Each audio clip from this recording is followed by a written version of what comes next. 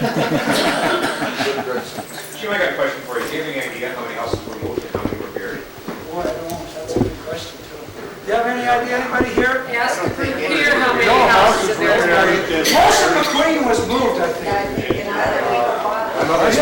How many know where their house is from?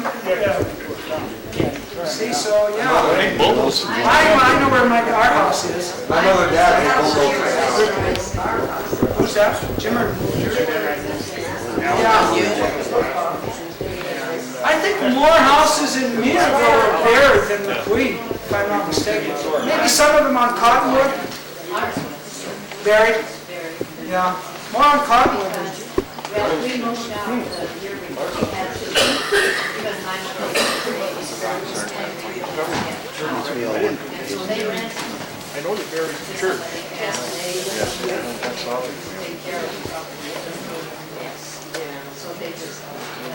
That's why I don't like these pictures too much, because I remember McQueen as beautiful yards and neighborhoods, you know. And it was, the gardens were, and this is partially destroyed. And I admire Neil Lynch for doing it, and I appreciate him sending me this stuff. They really aren't my fondest pictures, for sure. And as I pass those around, you can see what he's done here, and you'll see that there are probably half the houses still there. You know, and that's what his intent. It's too bad he didn't take these same pictures back in about 1940 and 50, when McQueen was just a beautiful place. Video camera. Yeah, well, they didn't do it, but something they did, I guess, huh? But some of them are nice. Yeah, so anyway, that's being passed around. What else? Tell me some more. I don't want to keep people, it's already, I've been up here for an hour and a half, so I probably talked too much. Jim, did anybody say anything about the recreation park that the kids had on Butte Street below the jetty, Beauties there? Where was it? There was a park, just above number 5. They had swings, breaking fountains and everything else. I don't remember that. Will you remember that, Jack? Yeah. It was before us, right? I remember the skating rink, was it up on, sort of in Spruce Street up there? Oh, your jetties. Oh, Just below the jetties, yeah, on Mount View.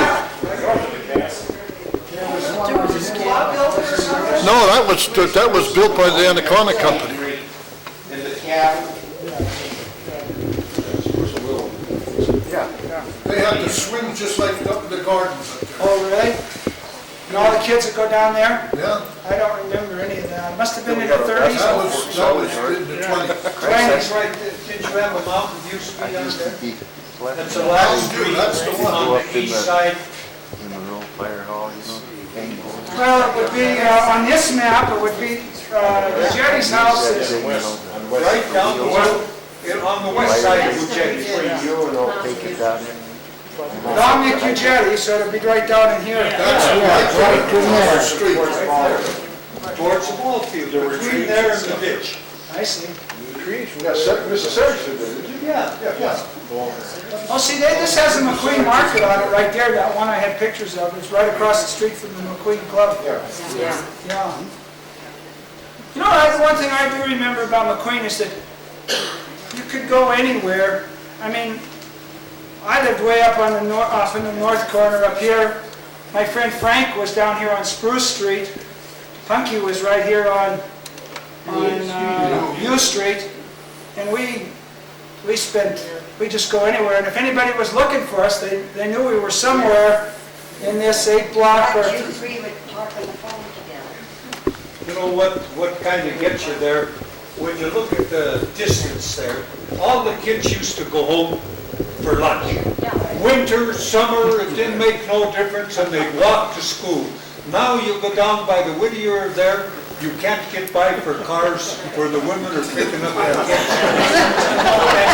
And we used to walk from the Franklin and the Holy Savior down to the Harrison for manual training once a week.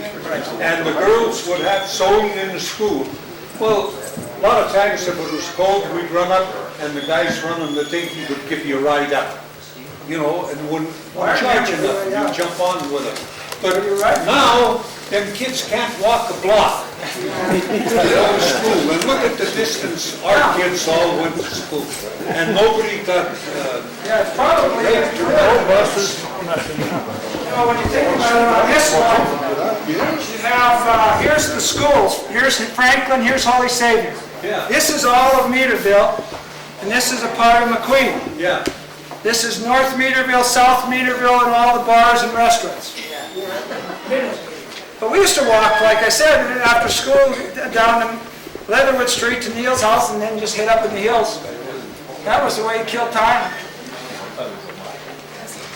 Whenever I was a kid, if I did something wrong, by the time I got home, my mother knew all about it. She knew it before you got home, my friend. Yeah. The communications leak was great. I do have this. Some people, this is a thing I sort of put together with some computer stuff. And it doesn't probably look that clear, but it's the same thing as that. Here's the pit. South Meaderville's right in the pit.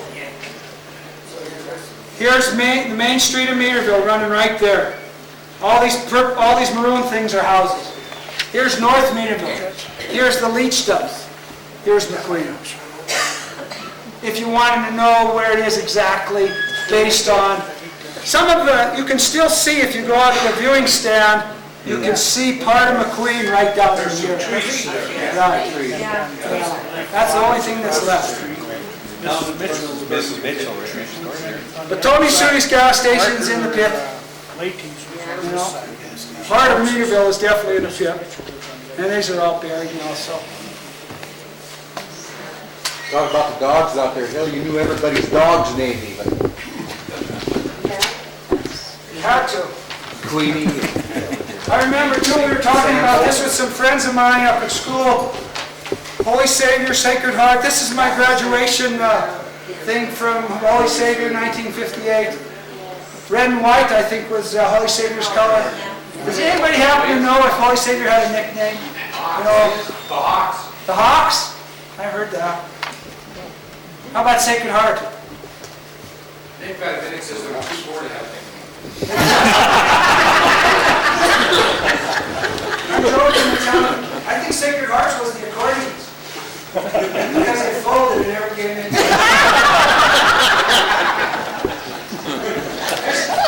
Here's another thing I was showing people before you guys arrived, and I don't know if you remember this, some of you may.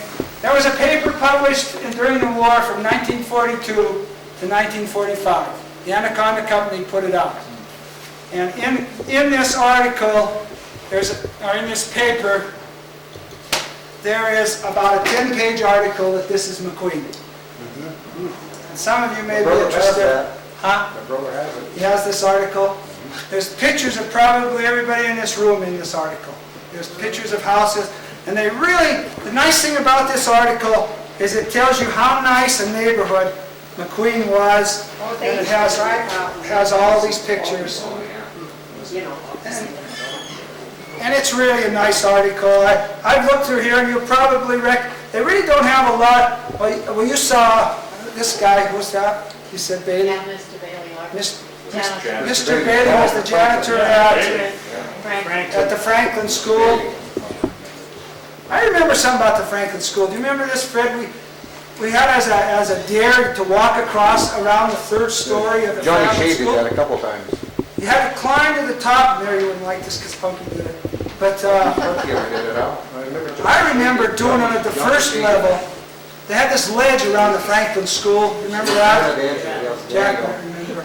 And you would walk all the way around the school, and that was sort of a passage to manhood or something. That's the time you set her on fire, wasn't it? No. There's a nice thing. It says McQueen has nice youngsters. That did, they did bring And it has this playground piece of equipment that you used to hang on and swing and ringers, try to hurt each other. Here's a picture of a bunch of guys at the McQueen Club. Here's a picture with Baldy and Pesty and Tony Panion and Al Boxich and Max Favitz and standing at the McQueen Club. Some of you may want, I like this article for quite a few reasons. It goes on and on, but then there's some women's PTA ones here. I don't know if you're in that one, Mary. My mother's in this one. Virginia Buny's there.